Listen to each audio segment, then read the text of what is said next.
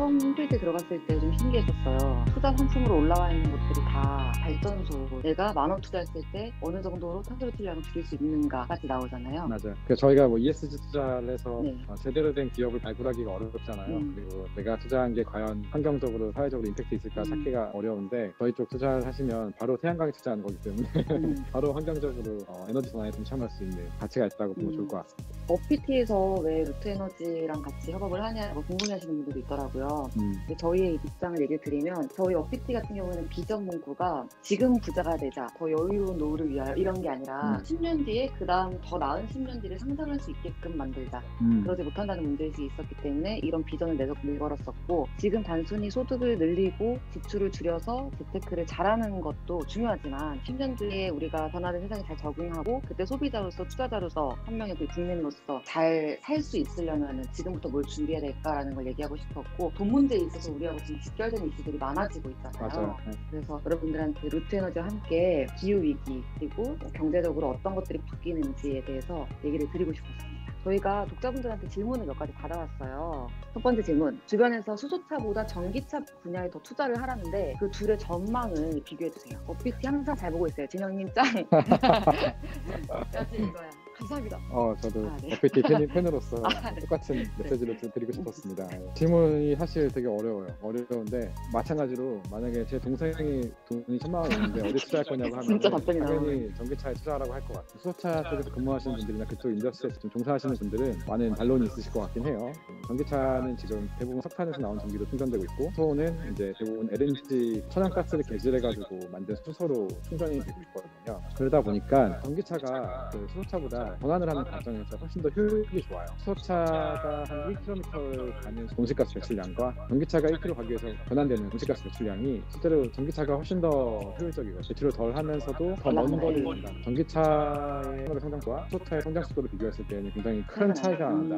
그나마 수소차 중에서는 대형 화물차라든가 대형 선박 아니면 뭐 잠수함 뭐 이런 데서는 좀 유용할 수는 있을 것 같긴 해요. 하지만 그 환경적인 측면에서 재생에너지를 통해서 전기차로 바로 쓰는 게 훨씬 효율적이고 환경 친화적이다. 기후위기는 장기적인 미래의 문제라는 생각이 들어서 관련 기술 개발과 기업에 대한 개인의 재테크 관점에서는 투자할 때 이게 소극적입니다. 그럼에도 불구하고 관련 분야에 대해서 투자하는 게 정말 좋다고 생각하시나요? 맞습니다. 장기적인 미래의 문제라고 보시는 분들이 대부분이고요. 사실 그게 실제로 와닿지 않은 것도 맞고, 우리가 지금 당장 뭔가 한다고 해서 온실가스가 줄어드는 것도 아니니까. 하지만 지금 움직이지 않으면 장기의 미래가 없다고 생각을 하거든요. 이게 기후위기로 인해서 사실 산업에 영향을 주는 것들이 굉장히 많아요. 갑자기 기온이 변해가지고 곡물의 가격이 강한다거나, 근데 국제적으로 거시적인 변화가 많이 생길수록 모든 인더스트리에 다 영향을 미치거든요. 기후위기로 인해서 발생하는 문제에 대해서 해결할 수 있는 솔루션들에 투자를 해놔야, 솔루션들이 필요할 때 그 기업들이 마치 바이오에 투자하면 약을 개발하면 대박 터지는 것처럼 갑자기 그런 대박들이 나올 수 있을 거라고 생각을 하고 있고요. 하지만 되게 잘 봐야 될 것 같아요. 기후위기라는 키워드만 있다고 해서 바로 투자했을 때 위험이 있으니까 그린워싱이 없고 탄탄한 그런 기업이나 인더스트리에 투자하시는 게 좋을 것 같고요. 단기적인 이익을 위해서도 성과가 잘 나오는 기업들, 테슬라가 대표적이죠. 그런 기업들 재무적인 성과만 보는 게 아니라 기후위기를 해결하는 그런 솔루션에 같이 투자를 했을 때 앞으로 10년, 20년 동안은 훨씬 더 좋은 수익률을 만들 수 있지 않을까 생각을 합니다. 최근에 그 거래소 지침도 바뀐 걸로 알고 있어요. ESG 관련된 비재무적인 정보도 사업보고서를 발표할 때 같이 넣어라. 무조건, 네, 그쵸? 맞습니다. 기업들이 정보 공시할 때 무조건 ESG에 대한 부분을 보고하도록 돼 있는데 기준이 되게 명확하지는 않아요. 유럽에서 갖고 있는 기준 우리나라에 금융에서 도입한다고 하는데 그 공시 기준이 사실 엄격하지 않다고 해야 되나? 아직 그린워싱 요소가 너무 많아서 그 보고서를 냈다는 게 중요한 게 아니라 낸 내용들을 애널리스트들이 잘 분석을 해서 그린워싱을 발라내는 것들, 그 분야가 유명한 분야가 아닐까. 오히려 그렇게 그럴 수 있네요. 다른 질문으로 기후위기에 대응하는 것을 투자로 할 수 있는 방법, 이거는 제가 얘기 드릴 수 있는 것 중에서는 개별 주식 투자, 테슬라 같은 기업에 투자할 수 있고요. 근데 요즘에는 그 기후위기 대응만을 전문으로 한다기보다는 그 이후에 대응하기 위해서 관련된 뭐 부품사나 아니면 뭐 완성차 기업처럼 좀 더 크게 투자하는 기업들에 관심이 쏠릴 가능성이 큰데, 이걸 하나하나 골라내기 쉽지 않으니까 묶은 상품 형태인 펀드라든지 ETF 쪽으로 관심이 쏠리고 있고, ETF나 펀드에 투자할 때는 그 구성 종목의 비율과 전략 등을 잘 살펴야 된다. 맞습니다. 라고 저희는 얘기를 하죠. 네. 그리고 또 다른 방법은 루트에너지 같은 직접 에너지에 투자할 수 있는 플랫폼들도 있으니까 네. 꼭 거래소에 상장되어 있는 곳들이 아니더라도 다양하게 둘러볼 수 있습니다. 맞습니다. 안녕하세요. 안녕하세요. 저 아까 그 첫 번째 수소차 전기차 질문한 사람이거든요. 진영님 짱 이분이신가요? 정말 진영님 너무 머니레터에서 설명을 잘해주셔가지고 진짜 초년생인데 너무 잘 보고 있고요. 감사합니다. 지금 너무 이뻐요. 저는 그점 하고 너무 있어요. 말하고 싶어서 손들었는데 네네. 수소차가 대형 선박이나 대형 차 위주로 진행을 한다고 했는데 규모의 경제가 커져서 발전할 가능성까지는 아직은 보기가 좀 힘든 건가요? 그거는 아직은 많은 애널리스트들도 예단하고 있지는 않고 이쪽 선박 분야나 이쪽 분야는 이제 아직은 파일럿 단계에서 테스트를 해보고 있는 단계로 알고 있습니다. 근데 재밌는 거는 선박 분야도 요즘에는 그 배터리 가격이 굉장히 떨어졌어요. 리튬이온 배터리라든가 전기차에 들어가는 배터리와 유사한 그런 배터리 가격이 엄청 떨어져서 수소로 이용해서 그 선박을 이용하는 것보다 전기로 하는 게 더 경제성을 갖추고 있는 상황입니다. 선박도 내연기관 쓰지 않는 선박 이런 것들이 선박계 테슬라 이런 데가 막 나오고 있거든요. 대형 선박 연료전환을 하는 것들을 지금 연구 개발 단계로 알고 있습니다. 수소 쪽은 결국에는 그게 경제성이 나오느냐 과연 상업적으로 성장성이 있을까에 대해서는 개인적으로는 좀 의문이고요. 뭔가 예단을 하기는 좀 어려운 것 같습니다. 감사합니다. 감사합니다. 네, 안녕하세요. 반갑습니다. 제가 질문을 하고 싶은 게 있어서 지금 전기차 시장에 되게 관심이 많아서 이런 쪽으로 공부를 조금 하고 있거든요.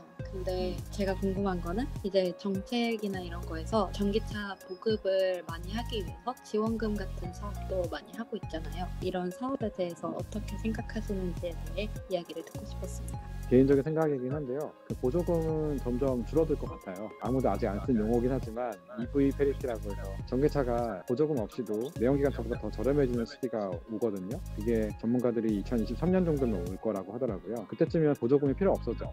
왜냐하면 내연기관차랑 가격이 거의 같아지니까. 실제로 지금 유럽의 폭스바겐에서 많이 타는 그 종류 까먹었네. 이게 라이브의 매력인가? 검색 ALS. 골프 맞다. 골프 차가 그게 전기차도 있고 이제 그냥 디젤차도 있거든요. 실제로 전기차가 훨씬 더 비싼데 유럽에서는 그 디젤차에 그 환경세 산소세를 더 덧붙이니까 실제로 전기차랑 가격이 똑같아졌어요. 사람들이 더 전기차를 구매하게 되는 그런 효과를 만들어내더라고요. 아직 우리나라에서는 되게 강력한 세금을 디젤차라든가 가솔린차에 물고 있지는 않아요. 그러다 보니까 뭐 현대차도 디젤이나 가솔린을 계속 팔겠다고 하는 거겠죠. 결국에는 보조금은 아직 그 전기차가 경쟁력을 갖추기 전까지는 지급이 되는 것은 필요하다고 생각을 하고요. 전기차가 어느 정도 가격 경쟁력을 갖춰질 때쯤 완전히 없어지게 될 것이고 계급장 떼고 디젤차랑 경쟁해서 전기차가 더 압도적으로 승리할 수 있지 않을까. 네, 감사합니다. 답변이 충분히 됐나요? 네, 사실 또 물어보고 싶은 질문이 있었는데 전기차로 시장이 변화하게 되면은 기존에 쓰여져 있던 내연기관차의 폐기 문제도 있을 거라고 생각이 됐어요. 어떻게 생각하시는지 이야기를 듣고 싶습니다. 전기차보다 훨씬 부품이 많은 내연기관차를 폐기를 해야 할 텐데 폐기는 앞으로 한 20-30년 동안은 계속 될 것 같긴 해요. 결국 거기서 얼마나 재활용을 할 수 있느냐 그 문제가 있을 것 같고 가장 큰 문제가 차에 남아있는 껴있는 그 기름을 빼는 건데 그게 이제 토양 환경에 굉장히 안 좋거든요. 그만큼 그 하나의 문제로 보이지만 그 문제를 해결하는 것들이 사실 또 기회거든요. 그 폐기물을 정말 잘 처리하는 업체가 주가가 올라갈 가능성이 높아질 것 같고요. 그리고 말씀하신 것처럼 반드시 고민이 필요한 부분인 것 같고 그건 단순히 어떤 산업에서만 쓰는 거 아니고 정부에서도 적극적으로 우리 폐기물 소각장 같은 것들을 만드는 것처럼 적극적인 지원 체계가 있어야 될 것 같아요. 내연기관차를 폐기하는 부분에서도 더 빠르게 디젤차를 폐기했을 때 더 인센티브를 주는 이런 것들이 더 강화되면 어떨까. 오늘 저희의 첫 번째 데뷔 무대를 응원해주신 분들에게 너무 감사드리고요. 오늘도 이제 데뷔한 만큼 앞으로 자주 찾아뵐게요. 사실 콘텐츠 할 게 되게 많거든요. 뭐 어피티 중간에 망할 뻔한 썰 아니면 국문과 출신 금융맹이 어떻게 어피티를 만들었을까 등 제가 머릿속으로만 막 이거 하면은 난리 난다 이런 아주 주제들이 많았는데 앞으로 좀 적극적으로 클럽하우스에서 인사드리겠습니다. 저희 처음이어서 진짜 어색했고 이거 영상 보시면은 저렇게 헤매고 있구나. 진짜요? 딱 보여요. 엄청 헤매면서 했구나라고 네, 머리 뜯고. 보이실 건데 맞습니다. 더 나아진 모습으로 만나도록 하겠습니다. 저희의 성장 스토리도 기대해주세요. 늘 발전하는 어피티 되겠습니다. 네. 끝까지 들어주셔서 너무 감사합니다. 감사합니다. 감사합니다. 와, 이렇게 와 박수를 치는군요. 그렇구나. 세상에요.